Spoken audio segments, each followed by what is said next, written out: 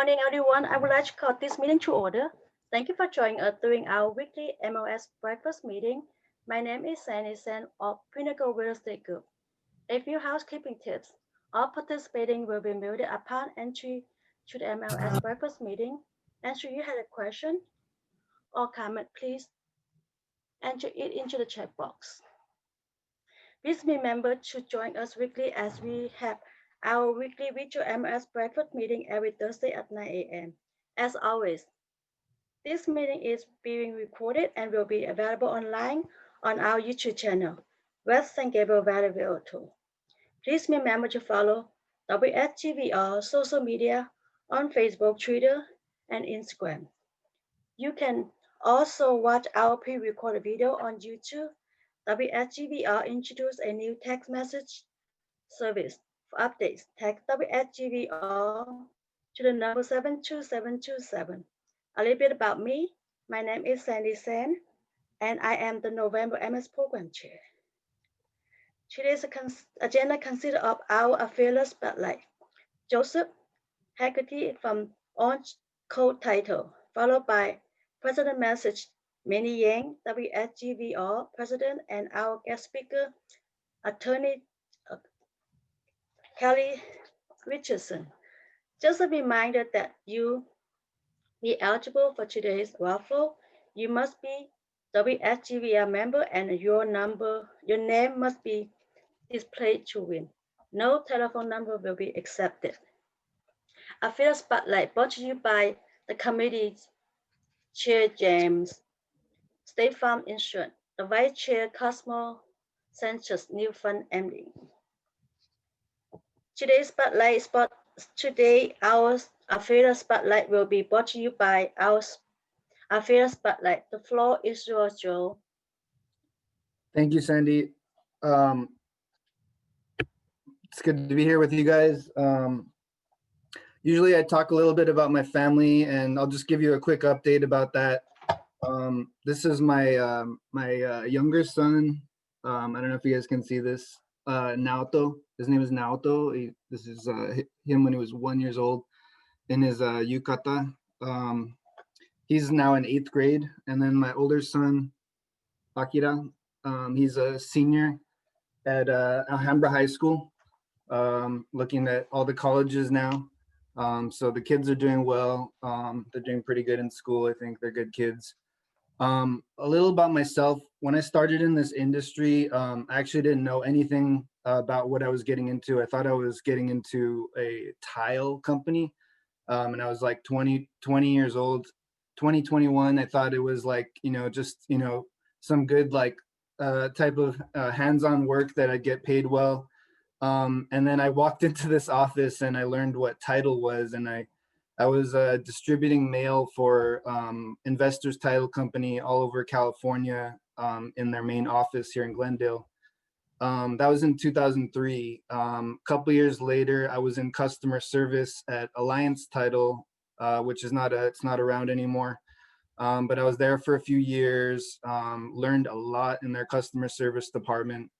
And then I moved into another company called Cal County's Title, where I was hired as the customer service manager. So I was like teaching people how to use all the title software, and and making sure all the sales reps got everything they needed, try to make them look like superstars out there in the field.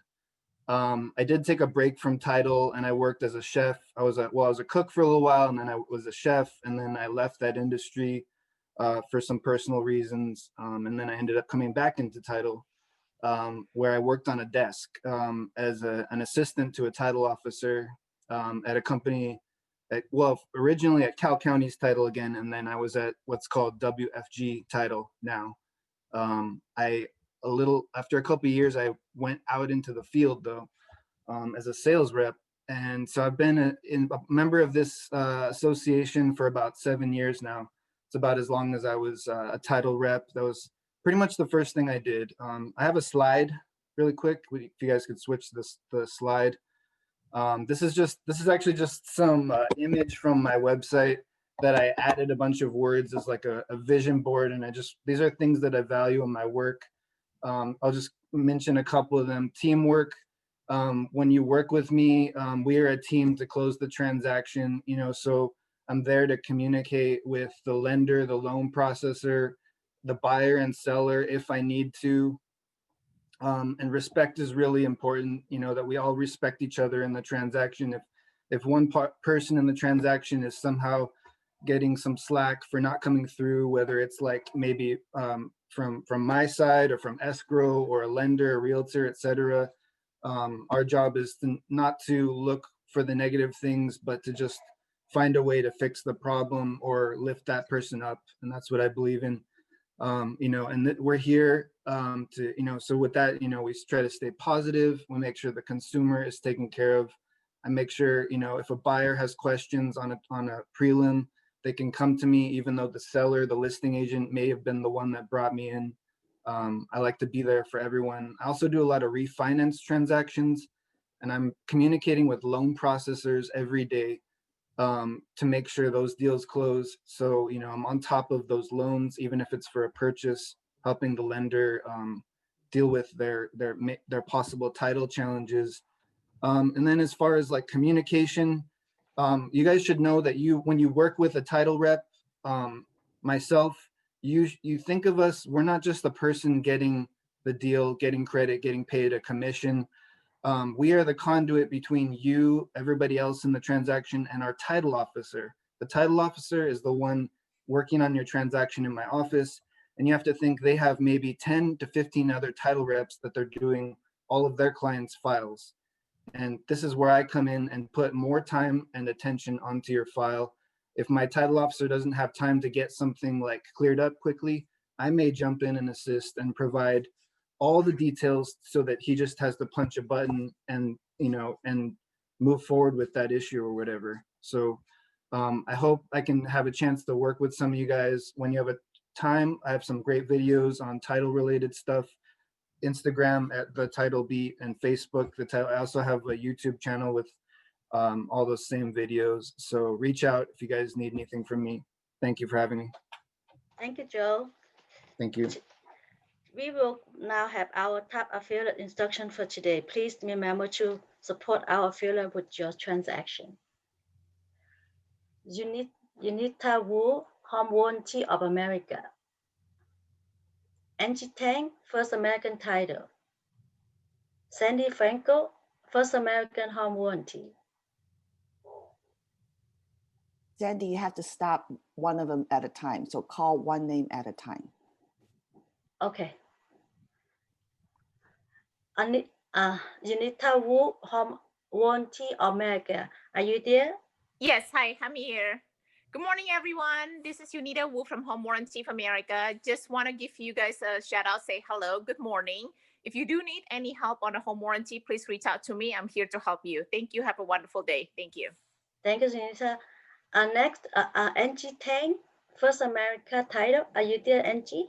Yes, I'm here. Hi, guys. Good morning. Angie Tang, First American Title. Good morning to everybody. Hope everyone has a wonderful caravan. Here to help your title needs. Angie Tang, First American Title. Thank you. Next, Sandy Franco, First American Home Warranty. Good morning, everyone. Sandy Franco, First American Home Warranty, here to help you and your clients with all their home warranty needs. Have a great day. Next, Nancy Chang, Lawyer Title. Hi, Nancy, are you there? Hello, everybody. Nancy Chan, Lawyer's Title, 39 years in the industry. Give me a call if you have any questions or problems. Thank you so much. Have a wonderful day. Thank you, Nancy. Next, Mark Wu, Allstate Insurance. Hello, Mark. Good morning, everyone. Mark with Allstate Insurance for the past 33 years serving the San Gabriel Valley for your property insurance needs. Thank you, Mark. Next, John Wack, Snap NHD. Hi, John. Hi, good morning, everyone. I hope you're all doing well. I'm John Wax with Snap NHD Natural Hazard Disclosure Reports. Please contact me for all your NHD tax and environmental needs. Thank you again, veterans, and have a wonderful day. Next, Amity Anit. Hello, good morning. This is Ami Adini. Phase 1 and Phase 2 environmental site assessments since 1988. Call me if you have any questions. We don't charge for education. Thank you very much. Thank you. Next, Stage Coleman, my NXT. Hi, Stage. I don't think she's here, Sandy. Okay, thank you. Next, Cosmo Sanchez, new app funding. Hello, Cosmo. Hello, Sandy. Good morning. Thank you. Good Hello, morning. everyone. I'm Cosmo Sanchez with New AIM Funding. Thank you to all the veterans. Hope you guys all had a great Veterans Day. Thank you, Cosmo. Next, please. Open pitching. We are happy to include open pitching to our virtual MLS breakfast meeting. Let's start it. Our first meeting pitching is Stephen REALTOR. Are you there? Please help to pitching your pitching. Yes, thank you.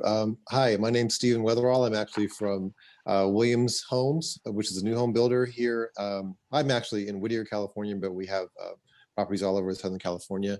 I'm actually pitching today a home that we have here at 5313 Davidson. It's a 3-bedroom, 2-bath townhome. It's a detached townhome, and it's actually in the process of being built. So if you have clients that are looking to move within the next several months, then they would be able to get that home. This is $661 price point on that home. I do have a move-in ready home. That's the same model. It's the plan 1 as well. And I also have some end of the year homes to sell. And I'd just like to tell you guys about 2 exciting things that we have. We're doing a virtual broker meeting today and with Williams. And if you want to go to that Zoom meeting, I can give you I can actually put the Zoom meeting in the link so you can go to that. If you do attend that meeting, then you can essentially get a higher commission if you have clients that are looking to buy by the end of the year. They have to purchase by the end of November and close by the end of the year. All right, so if you need more information, I'll be happy to give you that. Thank you.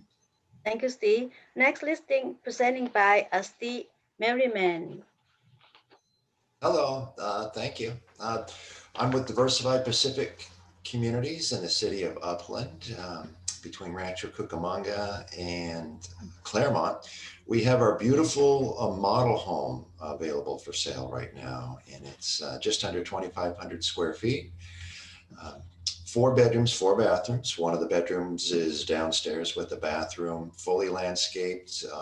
All the furniture, everything, all of the custom items are included with this home sale for $939,000, and priced to $939,900. It's just been on the market recently. This is our favorite model. It's in a country club. It's gated. There's no Melrose tax with this home. It's unusual for new homes. Our sales office is open from 10 to 4 o'clock every day, except Tuesdays, Wednesdays, but the phone number will always be good. I'll always have the phone with me. If you have a client who would like a completely finished, custom designed home right on the golf course with a view of the golf course, this is a wonderful home. Appreciate you coming over. Thank you. Thank you, Steve. Next, our present message by Minnie Yang, WSGVR Presidents. Minnie, the floor is Sandy, yours. we have a couple more. List pitches. Okay. Hi guys, my name is Jamel. I'm with Williams Homes. This community that we have in this listing is in Coolidge Place, located in Frogtown, which is right next to Atwater and Silver Lake. This home is 2 beds, 3.5 baths, 1677 square feet. It's brand new construction. It is the most affordable home that we have in our community right now at $799,900. Certificate of occupancy, we have anybody who purchases this home can move in as soon as the lender can close, which we're estimating about 30 to 45 days. And so if you have anybody that is interested, these are 3 levels. They are small lot development homes. And again, this is our last one of this plan, which is our largest plan in the community. So if you do have anybody interested, please feel free to give me a call. Contact information is in the listing. Thank you. Last one. And one more. I lost this one. I didn't have the name on this one, sorry. Hello, this is Tom Singh, and I'm introducing Nine Nature in Irvine. This home is a detached condominium, 3-bedroom, 2.5 bath with 2 separate garages, both attached. Very, very convenient location by Woodbury community as well as the community center and schools, great schools. And we have reduced $15,000 on pricing. So we look forward to working with you and hopefully close on this one. Thank you. Thank you, Tom. Next, our present message by Minnie Yang. Hello, Minnie, the floor is yours. Thank you, Sandy. Good morning, WSGVR family and friends. I'm Mindy Ye. It's an honor to be your president for those who don't know who I am. Thank you for attending our weekly virtual MLS breakfast meeting, and we're always grateful for your continuous support as a valuable member of West San Gabriel Valley Realtors. Please don't hesitate to reach out to your leadership team and staff. We're always here for you, especially during these unpredictable times. Did you guys know tomorrow is a World Kindness Day? It's established in 1998 by World Kindness. It's a non-profit organization. It's been observed by many countries, including us in the US. World Kindness Day seeks to spread and promote kindness. So tomorrow, remember to be kind. It's encouraged worldwide by being generous, considerate, ethical, and friendly. 2020 Code of Ethics training requirements from National Association of Realtors.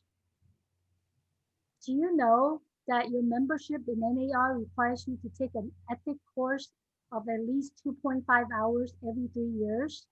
So please visit NAR website. So your new 3-year cycle, the current cycle is like, current cycle, 6 cycle, the deadline is extended from the end of this year, December 31st to December 31st, 2021. The next cycle, which is cycle 7, begins on January 1st, 2020 to December 31st, 2024. So just a friendly reminder, don't wait. You have less than 2 months left to state compliance in 2021 to take your sexual harassment prevention training and discrimination and fair housing. So it starts January 1st, 2021 for supervisors and non-supervisors. Employees may be required to complete sexual harassments. So if you go ahead and visit, you see the flyer there, the CE shop, you save 30% through the end of this month. That's all the reminder and updates I have this morning. I would like to thank our special guest speaker, Attorney Kelly Richardson. Please also join us next Thursday, November 19 at 9 a.m. our affiliate panel. Additional information will be available by the end of this weekend or latest Monday. Thank you, Sandy. Take it away. Thank you, Minnie. At this time, I would like to introduce today's guest speaker, Attorney Kelly Richardson. The floor is yours, Mr. Kelly Richardson. Good morning. Good morning. Let me get the screen sharing set here. Okay. Couple of mouse clicks and we're ready to go. There we go. Well, good morning, everyone. West San Gabriel Valley Realtors, it's so nice to be back with you all again today. I'm always delighted to join you. This morning, I'd like to talk to you about 10 very important points that you need to know if you deal with rental properties or you deal with homeowner association properties as a manager or a director. There are 10 really critical things that you need to know about fair housing regulations. And one of the first things I'd like to point out is that this is an educational presentation. I can't promise you that if you do everything that I say in this presentation that you won't have any problems. But if you do have a problem, somebody makes a claim involving fair housing, make sure you immediately go to your broker's attorney or to your attorney and get the appropriate guidance that way. Well, let me begin with a little background on this subject.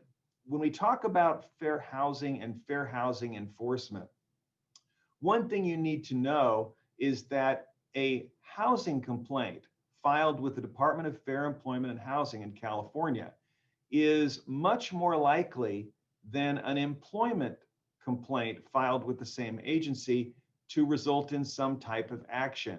According to the department itself, that even though housing complaints are less than 4% of the complaints that the department filed in the last year that they published statistics, 27% of those filed complaints resulted in prosecution. There are about 20,000 total complaints, both housing and employment, filed annually with the department. And the most common housing complaint is disability discrimination. By the way, in 2018, again, the last year that the department published statistics, the department collected almost $14 million from just under 800 settlements. That's according to its director, Kevin Kish, in the last published report that he made to the Joint Legislative Budget Committee. We're hoping to get the 2019 report pretty soon. But you see the point here is that housing complaints are not only more likely to be resulting in action by the department, but they're also can be very expensive, $13+ million. Now, in terms of lawsuits, they can come from 4 different directions in the fair housing arena. First, you can have the federal government. Housing and Urban Development has an investigative department, and the United States Department of Justice can file enforcement lawsuits. The state, of course, has the Department of Fair Employment and Housing. They have lawyers in-house. As I mentioned a moment ago, they collected almost $14 million in 2018. The California Attorney General can also pursue fair housing discrimination complaints. There are also local fair housing organizations. They're often called housing councils. These are nonprofit organizations that survive for their funding on 2 primary sources. Number 1, government grants. Number 2, attorney fee awards and settlements from people who, housing operators who have violated the fair housing laws. And lastly, if that wasn't enough, any citizen, any resident in the state of California can file their own fair housing lawsuit against a property owner or property manager for fair housing violations. So 4 different directions, 2 of them governmental, 1 of them nonprofit, and then any attorney in the state can be pursuing a claim as well. And I hear stories from time to time of professional plaintiffs that go through rental ads in the newspaper and call managers and say, hey, is your building a child-friendly building? Is your building okay for people that speak different languages? Those are very dangerous questions to answer because they very well may be looking to see if you give the wrong answer and say, oh, no, it's not really a child-friendly building. It's not a very family-friendly building. That's a dead giveaway. You're discouraging children, and that is called familial status discrimination. You're only allowed to do that if you're operating a designated senior housing community. So be very careful about the folks that are dialing for dollars. Number 1 of our 10 points today. One thing that it's amazing how many even lawyers, let alone citizens, lay people get mixed up, is that there are 2 different laws, the Americans with Disabilities Act, the ADA, and the Fair Housing Acts. The 2 are very different. Now, there is a federal Fair Housing Act as well, but it's very different than the ADA. So let me just go over some of the high points with you, the differences between the laws. The first difference is what they apply to. The ADA applies to public accommodations. And by public accommodations, we mean a property where the public is generally invited. So think of a restaurant, a hotel, an amusement park, maybe not amusement park, but public properties where people are invited to come. A real estate brokerage that is open for people to walk in. The ADA applies to that. The fair housing laws, both state and federal, are different in that they apply to private property, private accommodations. And it doesn't have to be a locked building or a locked community to be considered private. It's just not a community or not a piece of property where the general public is, as a regular basis, invited. Now let's talk about who pays for modifications to the property. With the Americans with Disability Act, as you may know, the property owner pays for any corrections to the property that are needed. But the fair housing laws are very different, because if somebody asks for the installation of a ramp outside their condominium, then the requesting party pays for that accommodation. There are some exceptions to this rule, but generally speaking, the requesting party pays. The last difference, and this is a big one, in the Americans with Disabilities Act, if the modification requested or the modification required to comply with the law is too great, the ADA has a defense of impracticability. So for example, we talk about a historic building on Valley Boulevard that doesn't have an elevator. If it would be a great expense and destructive to the building to install an elevator, the ADA would not call that a violation, because the property owner has the defense of impracticability. However, the fair housing laws are very different in that regard, because in the fair housing laws, the modification, if it's too great, there's a defense of unreasonableness. So the accommodation in fair housing has to be reasonable, and the scope of the modification could become unreasonable. That's why oftentimes ADA claims you see are very ticky-tack. They're very small things about changing the handles on a sink faucet or parking markings, things like that.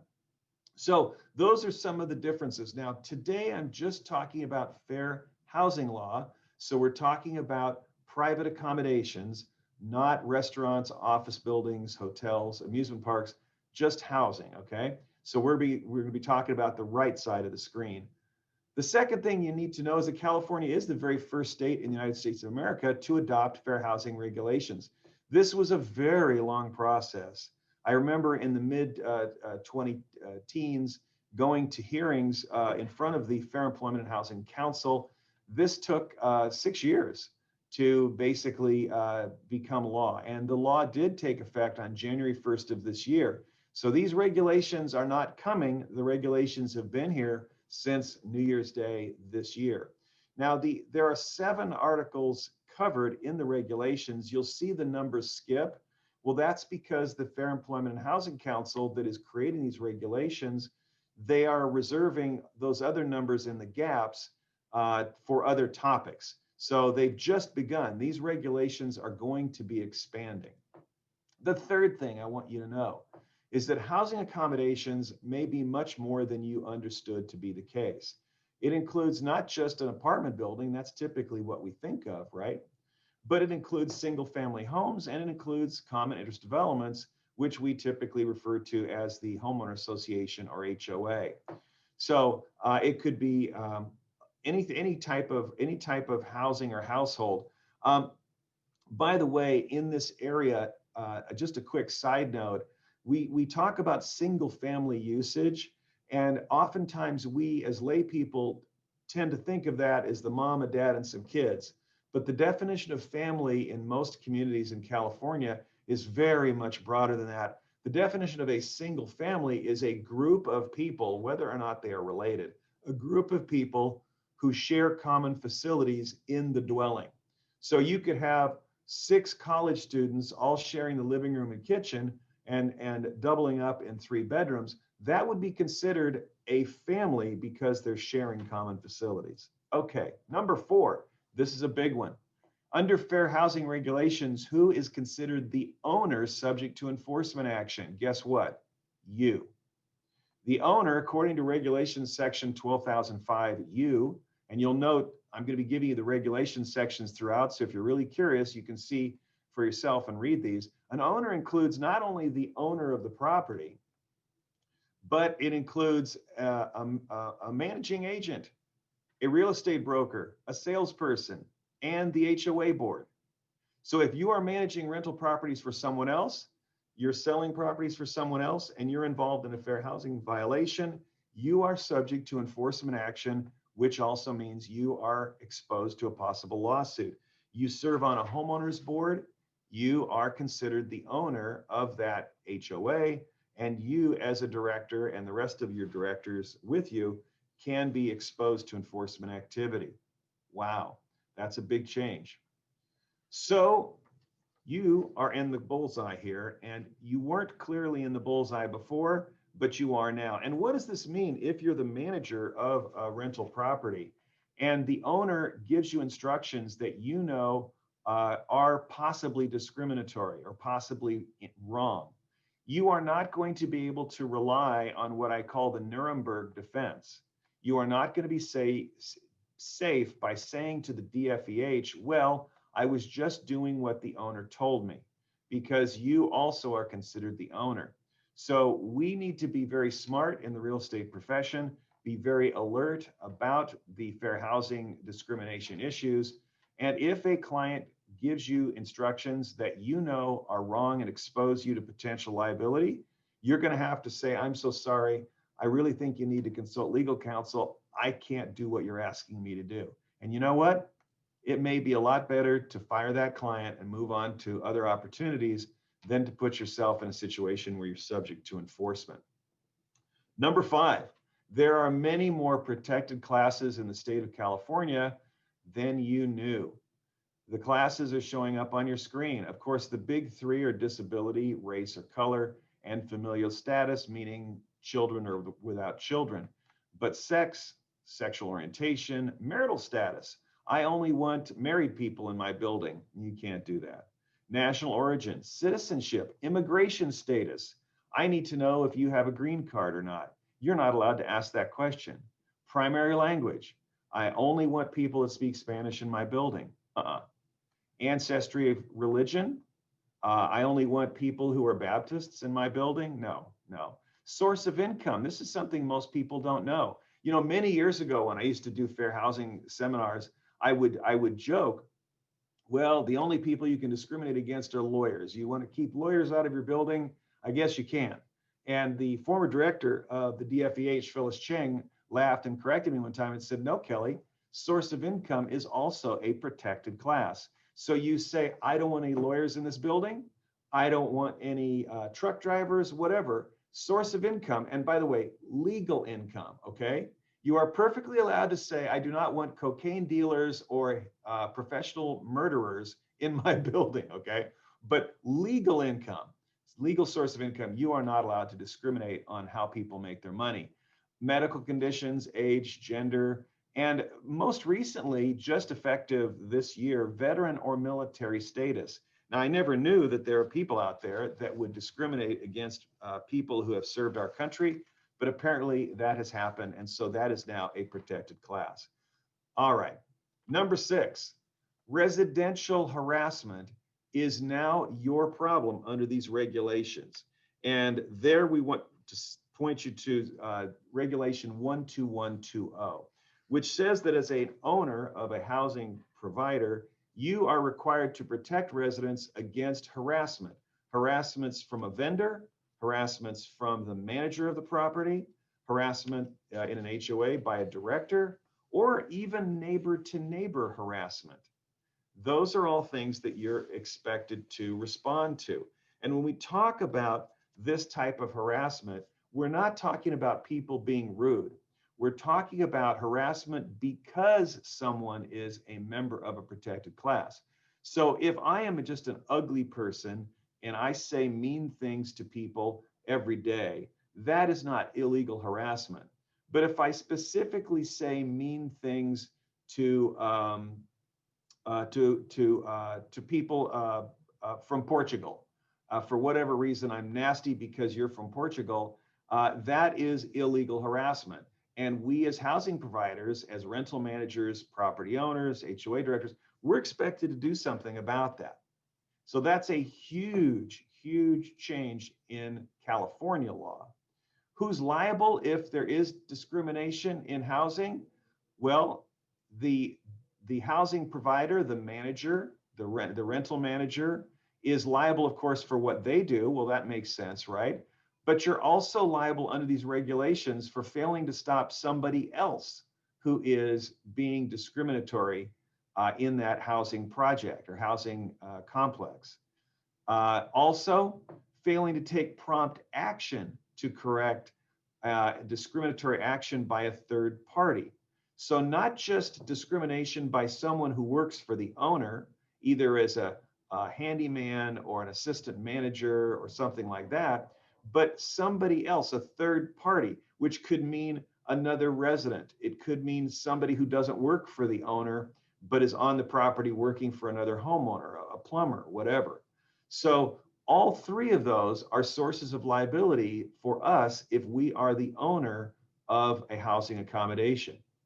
Another interesting thing, by the way, is that these regulations in state law are new, but they're not completely new because Housing and Urban Development actually adopted these same regulations on a federal level over 4 years ago on October 14, 2016. And if you're really interested in this stuff, you can read 24 Code of Federal Regulations, Part 100, and you can see the same provisions have been around in federal law for 4 years. It's now a state law as well. So we didn't realize it, many of us, but we have all been exposed for 4 years to this type of liability. If HUD got involved, now it could be federal or state. In the area of harassment, one of the important concepts that the regulations talk about is quid pro quo harassment. That means I'm going to do this for you if you do something else for me. Now, the common example of this in the employment context, of course, is when you ask somebody out to dinner or to have a drink with you, if you're their supervisor, that could be considered quid pro quo harassment. And we know that's a very dangerous thing to do in the workplace. Well, now that same law applies in the housing context. So the manager, assistant manager, a homeowner board member makes a social overture or says, or even says something like this: I am going to help you out with your request to modify your front door, but you have to agree to go out with me. Well, that's sexual harassment, discrimination. And notice that it can be harassment even if the person says, okay, I'll go out with you.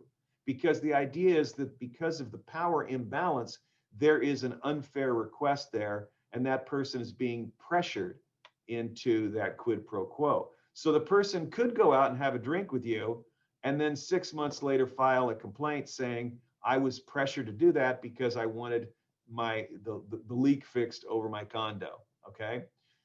The other type of harassment, and again, those of you who have HR training, this is going to look really familiar to you because this is basically transplanting workplace harassment law into the housing context. Hostile environment harassment is also a form of illegal harassment. But remember, again, it has to be connected to a protected class.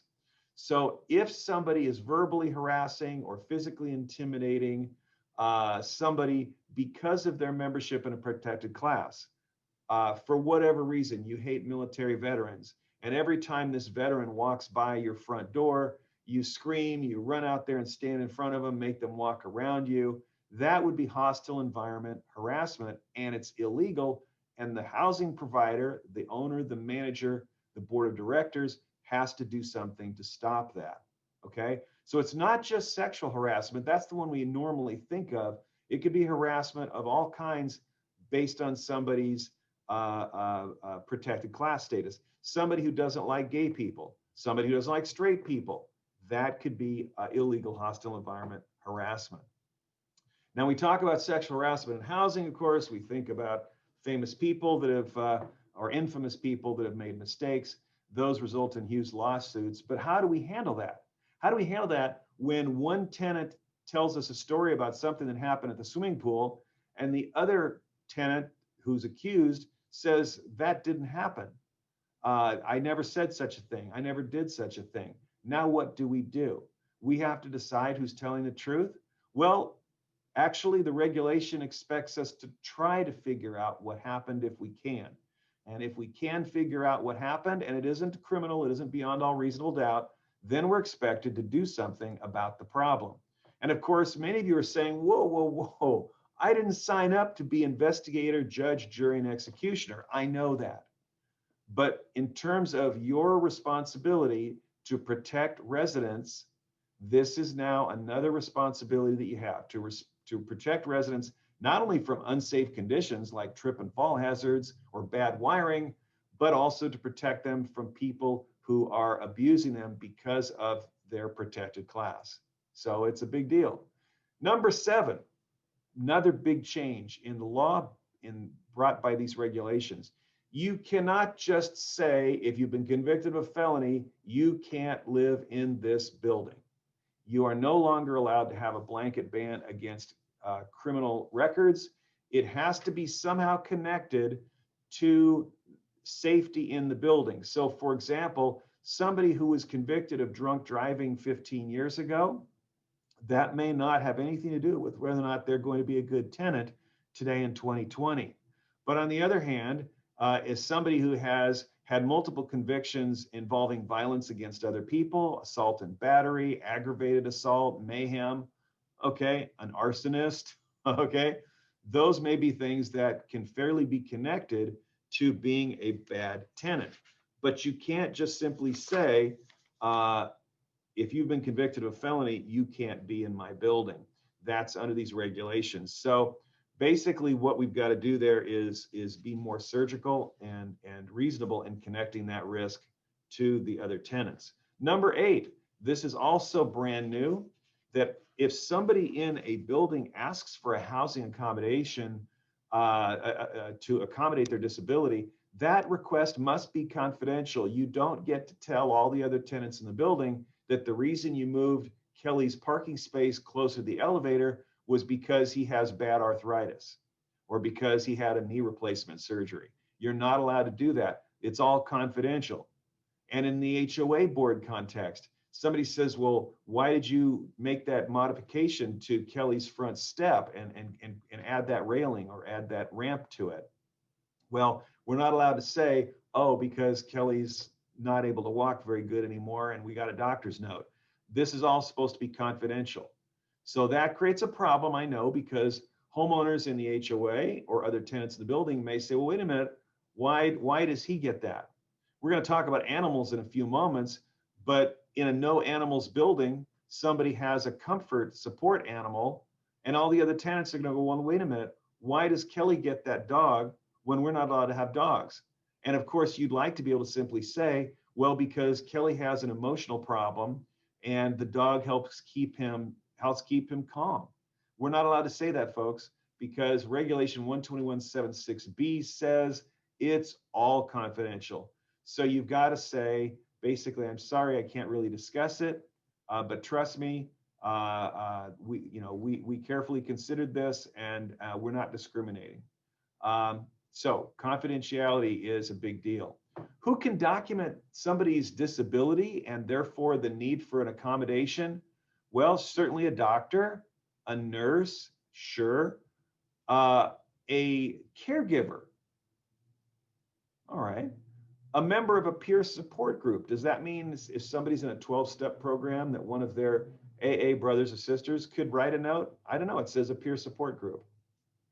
Or any other reliable third party who's in a position to know about the person's disability.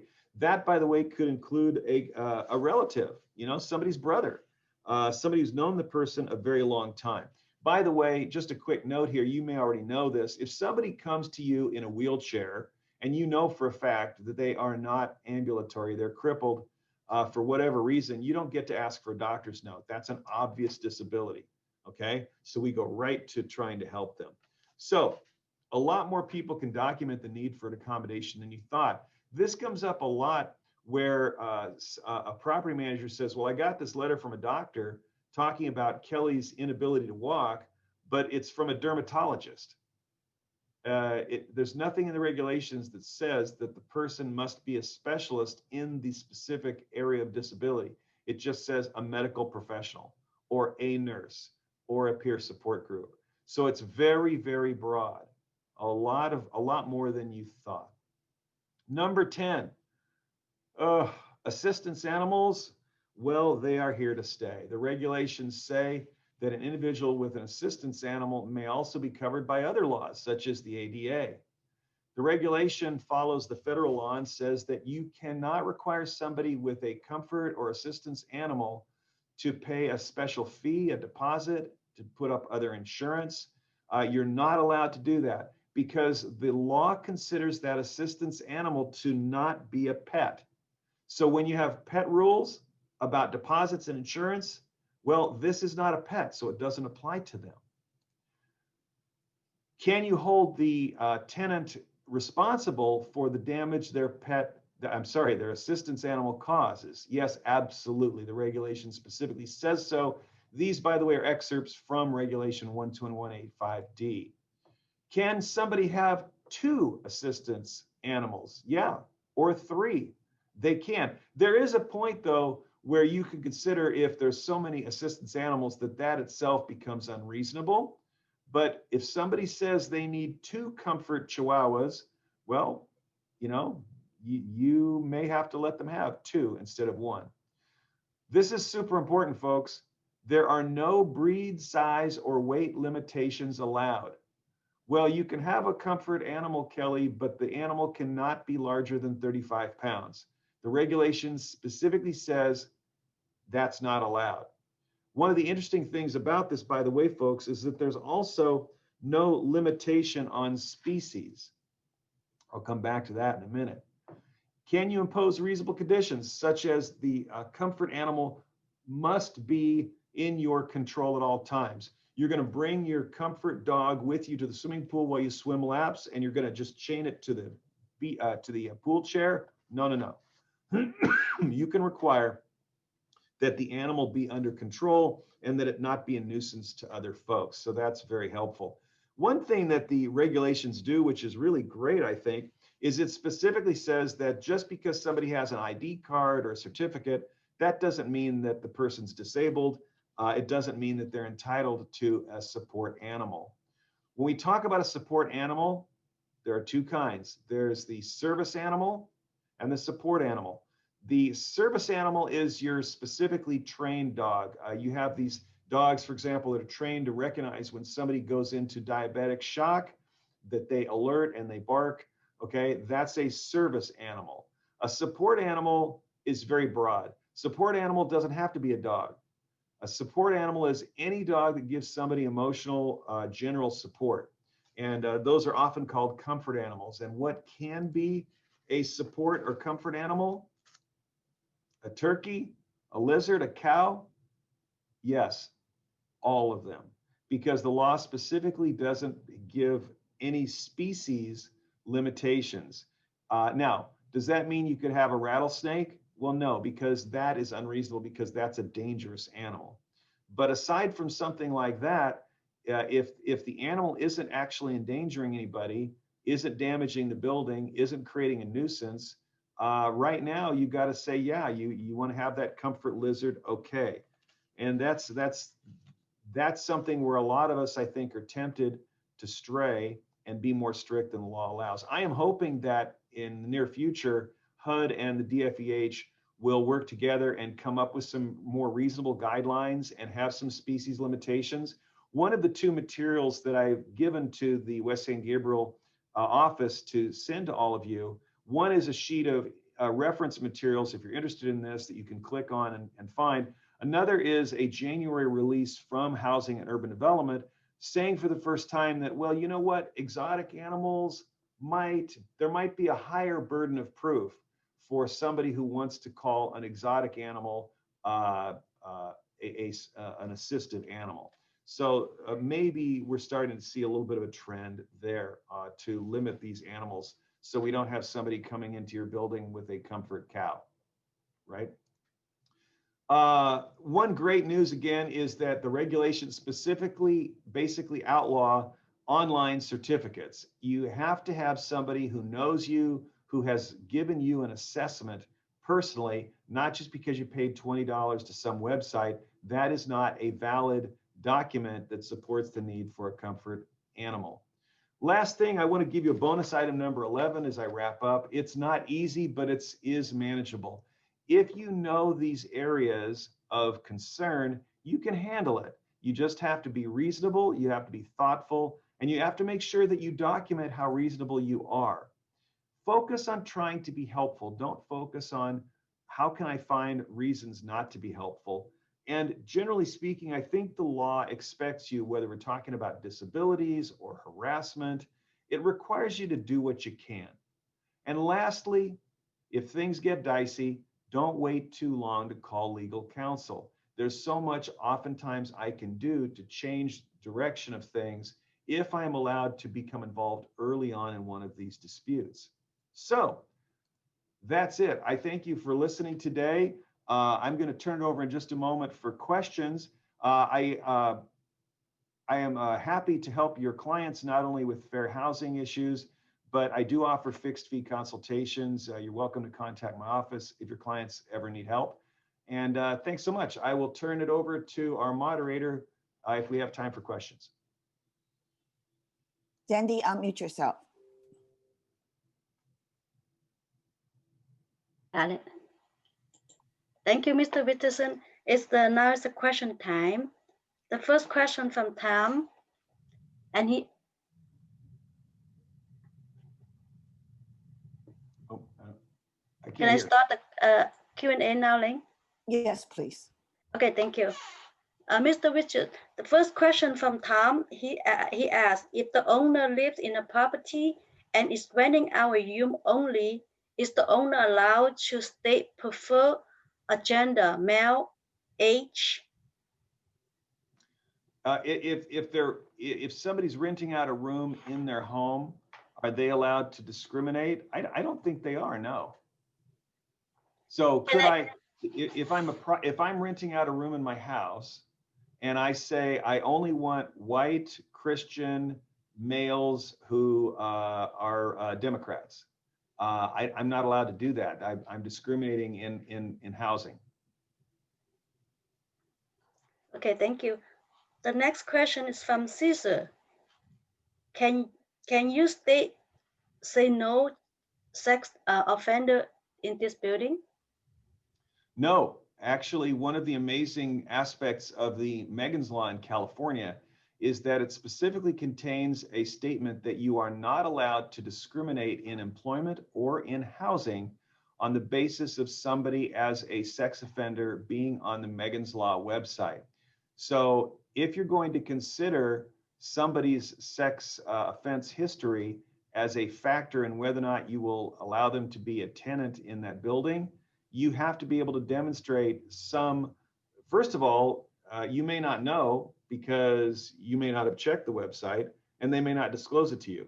But if they do disclose it to you on their application that, yes, I had a sex offense, then you're going to have to evaluate whether that presents a reason that they would be a bad tenant in your building. Now, for years, lawyers have said back when we had the ability to just ask if somebody was a felon or not, and if they lied and said they weren't and you found out they were, that used to be a very easy basis to keep criminals of all kinds out of your buildings because you could evict them because they lied on their application. But that easy fix doesn't work anymore because it's what was the felony. Does that present some type of a danger? So but know that just because they're on the website, you're not specifically allowed to use that as a reason to refuse to sell or rent to that person. Thank you, Mr. Richard. The next question from Judy Chu. Sex offender are protected class? Yeah, that's a very natural question. And in fact, when the law was adopted some years ago, one of the first questions that we all asked is that very same one, Judy. Does that mean that sex offenders are themselves a protected class? The California Attorney General created a written opinion that said no, sex offenders are not themselves a protected class. I think the thinking was that the main point is that they don't want people using the website itself to deny somebody housing or a job. There has to be some other reason. Thank you. The next question from Victoria and Bugs. When other tenants ask why Kelly has a dog, can you say it to a comforter dog? We cannot disclose the reason? No, you cannot. That's one of the, was that point number 8? You must keep this confidential. No, yeah, point number 8. You must keep somebody's disability and their disability accommodation request confidential. And I realize, folks, that can create a problem because other people are going to say, wait a minute, why are you giving them special privileges? Maybe you can say something very vague like, well, they're legally entitled to it, or legally we had to do it, something very vague like that. But you cannot reveal that person's private information. That itself is a violation of the law and could theoretically be the basis of either enforcement by DFEH or a private lawsuit by that tenant who says you embarrassed me by revealing my condition to my neighbors. Thank you. The next question is from Frankie. Can owner disallow tenants with bulldogs? Bulldogs? Oh, like pit bulls? Yeah, the regulation is very clear that you are not allowed to use the size of the dog or the breed of the dog as a basis for denying them as a comfort or a support animal.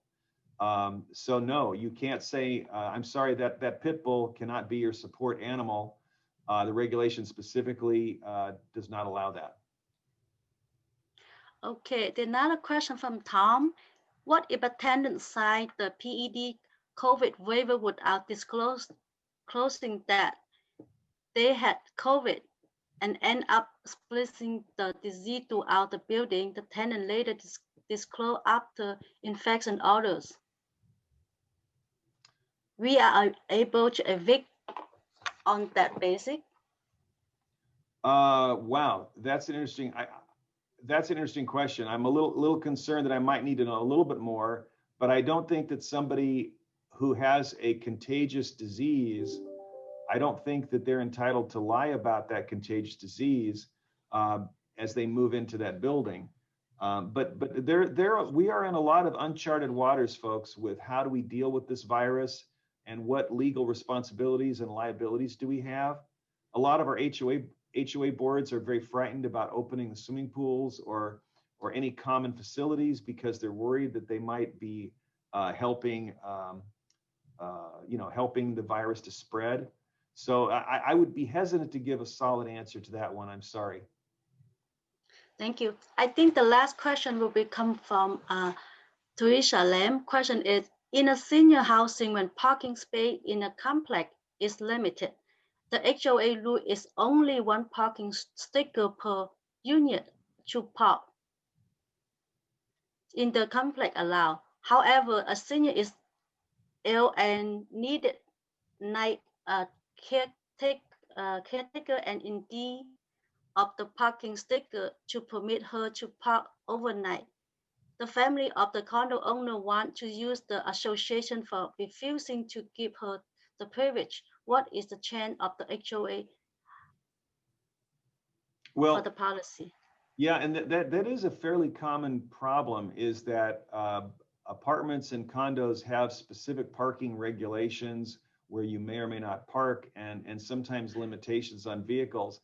But the fair housing laws say that if somebody has a disability, either due to age or illness or whatever, and they need care, we have to take reasonable steps to facilitate, to help allow them to have that care. And that might mean that we have to bend our parking rules, that we might have to grant exceptions. Now, the exceptions can't be unlimited. The exceptions can't become a nuisance to other folks. But we may have to, give that caregiver privileges that other people don't have. So that's the kind of thing we have to be very careful about. Kelly, I know we're running out of time, but there's one thing that I really want you to touch before you go, is that CAR is very, is talking a lot about love letters. Can you touch about love letters quickly? And I appreciate so much that you're here today. Well, thank you, Lang, and I very much appreciate being invited. Yeah, love letters actually were something that was discussed recently in the National Association of Realtors legal seminar that I and a lot of board attorneys attend each year. And there's a great concern about these so-called love letters where you have multiple offers on a property and the seller says, well, I want to look at these personal letters where people talk about themselves because I want to select the best candidate, the best buyer.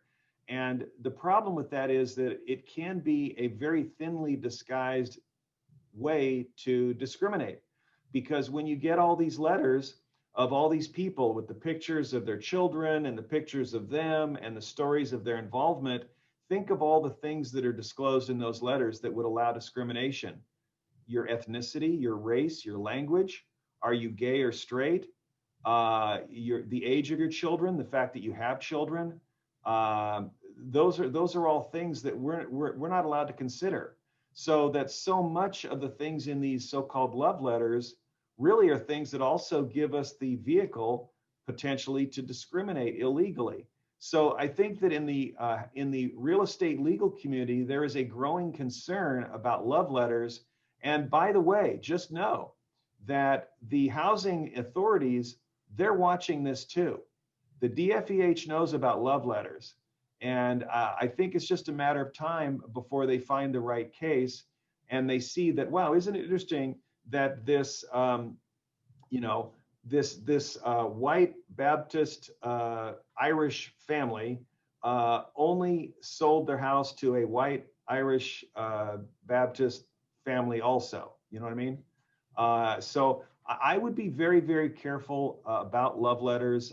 Frankly, I understand the other legitimate reasons for them, but I know of a case, I will tell you, in my own neighborhood, I know for a fact, this was about 8 or 9 years ago, I had a neighbor who specifically used love letters, and he laughed about the fact that he was able to pick, he said, don't worry, Kelly, we're not going to bring any riffraff in the neighborhood.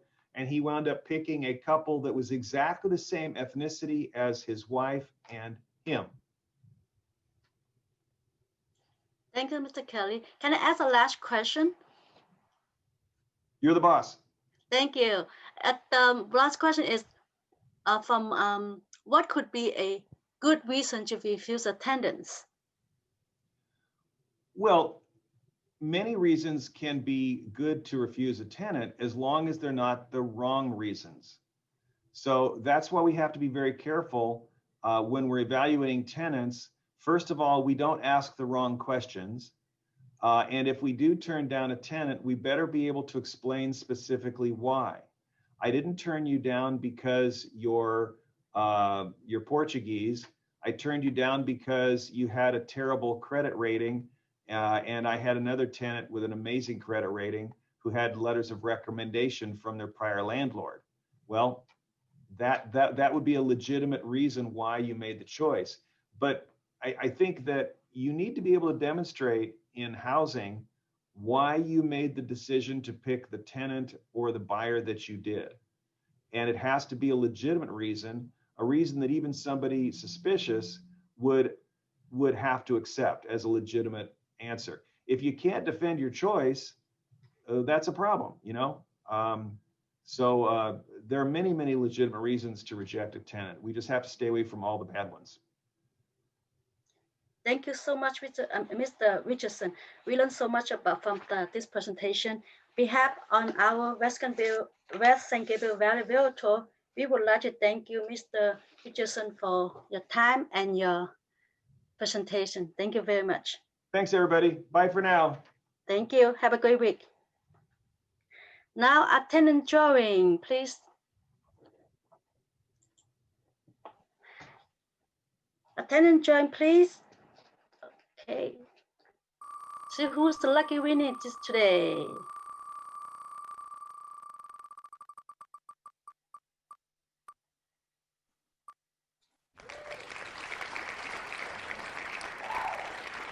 Mark Wu left. Mark Wu again? Mark Wu left, yes. Okay. Next, please.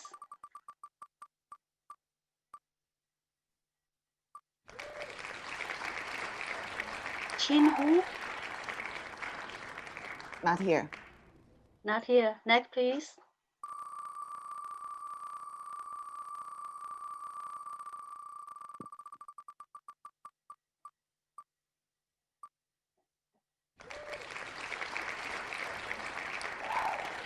Doris is here. Doris. Doris. Doris. Hello, Doris. Are you here? Please type your email in the chat box. Hello, Doris, are you here? Please type email into chat box. Thank She says you. yes. Yes, Doris, text your email. Thank you. First Werner, Doris.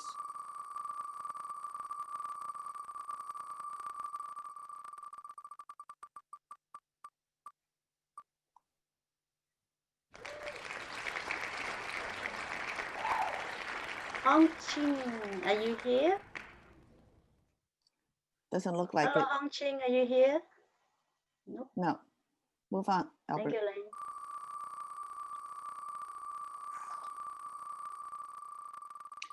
If I miss one, everybody will tell me. Don't worry. Thank you. Antonio Okay. Hernandez. I don't think this person is here. Let's Okay, move on. next, please. Two more. Albert, pick somebody that's here. Pick Ling. Oh, Chin Wong. Chin Wong. Chin Wong is here. Chin, can you type yes or unmute yourself?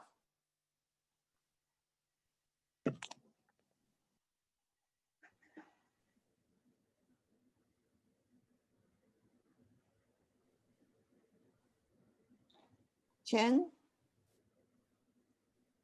I don't think he's here. No, the person is here.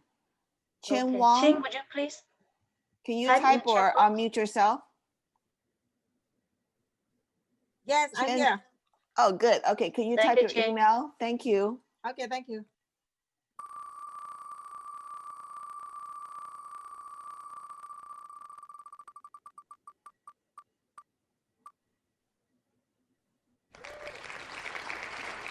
Shu Ying.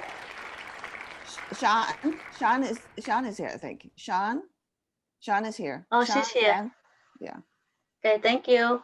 Now we move to the class.